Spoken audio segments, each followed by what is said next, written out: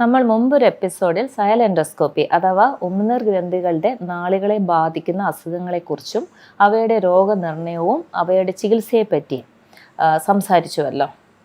എന്നാൽ ഉമിനീർ ഗ്രന്ഥികളെ ബാധിക്കുന്ന ചില മുഴകൾക്കും ഉമിനീർ ഗ്രന്ഥികളുടെ തന്നെ ഓപ്പറേഷനുകൾക്ക് ശേഷം വരുന്ന ചില കോംപ്ലിക്കേഷനുകൾക്കും സയൽ എൻഡോസ്കോപ്പി എന്ന ചികിത്സ ടെക്നിക്ക് കൊണ്ട് സാധ്യമല്ല.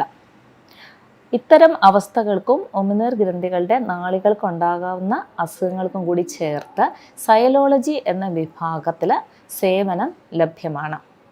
ഞാൻ doctor Manju E Isaac, senior consultant in laryngology, PRS hospital. ഇപ്പോൾ പറഞ്ഞ സയലോളജി വിഭാഗത്തിൻ്റെ ചുമതലയും നോക്കുന്നു. ഇനി എന്തൊക്കെ സേവനങ്ങൾ സയലോളജി ഡിപ്പാർട്ട്മെൻറ്റിലൂടെ സാധ്യമാണ് എന്ന് നമുക്ക് നോക്കാം. ഉമിനീർ ഗ്രന്ഥികളെ ബാധിക്കുന്ന മുഴകളുണ്ട്. അതായത് പരോട്ടിഡ് ഗ്രന്ഥികൾ, നമ്മുടെ മുഖത്തിന് ഇരുവശവും ചെവിക്ക് മുൻവശത്തായി സ്ഥിതി ചെയ്യുന്ന പരോട്ടിഡ് ഗ്രന്ഥികൾ.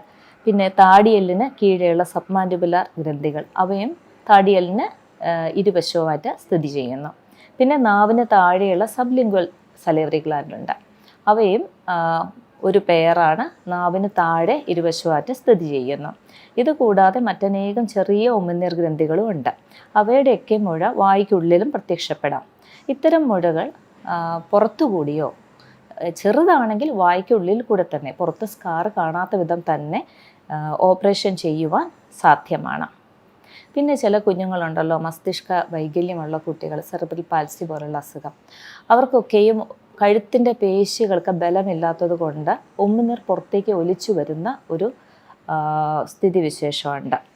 അത്തരം അവസ്ഥകളിൽ അങ്ങനെ ഉമിനീർ പുറത്തേക്ക് ഒലിച്ചു വരാത്ത വിധം ഉമിനീർ ഗ്രന്ഥികളുടെ നാളികളെ വായുടെ പുറകിലേക്ക് സ്ഥാനം മാറ്റാവുന്ന ചില ശസ്ത്രക്രിയകളുണ്ട്. സബ്മാൻഡിബുലാർ സലേവറി ഡക്റ്റ് റീലൊക്കേഷൻ എന്ന് പറയും. അത്തരം ചികിത്സ കൊണ്ട് ഇങ്ങനെയുള്ള അവസ്ഥയ്ക്ക് ഒരു ശാശ്വത പരിഹാരം ലഭ്യമാണ്. ഉമിനീർ ഗ്രന്ഥികളുടെ തന്നെ ഓപ്പറേഷനുകൾക്ക് ശേഷം, മുഴകളുടെയും മറ്റും ഓപ്പറേഷനുകൾക്ക് ശേഷം വരാവുന്ന ചില കോംപ്ലിക്കേഷനുകളാണ്. അതായത് സലേബറി ഫിസ്റ്റുല എന്ന് പറയും. ഉമിനീർ ഗ്രന്ഥിയുടെ ഓപ്പറേഷൻ ചെയ്തതിന് ശേഷം മുഖത്തുള്ള മുറിവിൽ നിന്ന് മുഖത്തേക്ക് ഉമിനീർ ഒലിച്ചു വരുന്ന അവസ്ഥയാണിത്. അതിനും ഒരു പരിഹാരം ഈ ഡിപ്പാർട്ട്മെൻറ്റിൽ നിന്നും ലഭ്യമാണ്. അതുകൂടാതെ പരോട്ടിഡ് ഗ്രന്ഥിയുടെയും മറ്റും ഓപ്പറേഷൻ കഴിഞ്ഞിട്ട് ഉണ്ടായേക്കാവുന്ന, അതായത് ഭക്ഷണം കഴിക്കുമ്പോൾ കണ്ണുനീർ വരിക, ക്രോക്കഡൈൽ ടിയേഴ്സ് എന്ന് പറയും. അതുപോലെ മുഖത്തൊരു വശം വിയർക്കുക, ഫ്രേസ് സിൻഡ്രോം എന്ന് പറയും. ഇതിനൊക്കെയുമുള്ള പരിഹാരമായ ബോട്ടോക്സ് ഇഞ്ചക്ഷനും ലഭ്യമാണ്.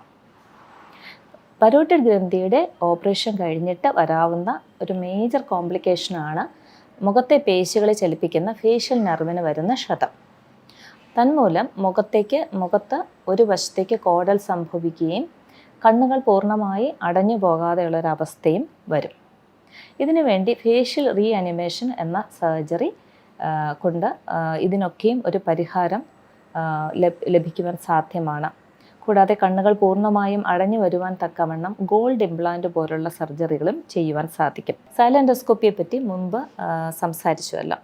അതായത് ഉമിനീർ ഗ്രന്ഥികളുടെ നാളികളിലുണ്ടാക്കാവുന്ന പ്രശ്നങ്ങൾ, അതായത് കല്ല് നീക്കം ചെയ്യുക, ഉമിനീർ ഗ്രന്ഥിയുടെ നാളികൾ ചുരുങ്ങി പോവുകയാണെങ്കിൽ അത് വികസിപ്പിക്കുക തുടങ്ങിയവയൊക്കെയും സയൽ എൻഡോസ്കോപ്പി വഴി സാധ്യമാണ്. കുട്ടികളിൽ അടിക്കടി കാണുന്ന ഒരസുഖമുണ്ട്, ജുവനൈൽ ഓൺസെറ്റ് റിക്കറൻറ്റ് പരോട്ടൈറ്റിസ് എന്ന് പറയും. അത് പരോട്ടിഡ് ഗ്രന്ഥികളെ ബാധിക്കുകയും പരോട്ടിഡ് ഗ്രന്ഥികളിൽ തന്നെ നാളികൾക്ക് ചുരുക്കം സംഭവിക്കുകയും ചെയ്യും. സയൽ എൻഡോസ്കോപ്പി മുഖേന ഇതിൻ്റെ ചികിത്സ സാധ്യമാണ്. അതുപോലെ തന്നെ ചില തൈറോയ്ഡ് ക്യാൻസറുകൾക്ക് റേഡിയോ അയഡിൻ പോലെയുള്ള മരുന്നുകൾ നൽകും. അതുകൊണ്ട് അത് ഗ്രന്ഥികളെ ബാധിക്കുകയും ചിലർക്കെങ്കിലും ഗ്രന്ഥികളെ ബാധിക്കുകയും നാളികൾക്ക് ചുരുക്കം വരുന്നൊരവസ്ഥയും ഉണ്ടാകുവാൻ സാധ്യമാണ്. അപ്പോൾ സയൽ എൻഡോസ്കോപ്പി മുഖേന ഈ നാളികളുടെ ചുരുക്കവും പരിഹരിക്കാൻ സാധിക്കും. അതുപോലെ ചില ഓട്ടോ ഇമ്മ്യൂൺ അസുഖങ്ങൾ, ഷോഗ്രൻസ് ഡിസീസ് അതിലൊന്നാണ്.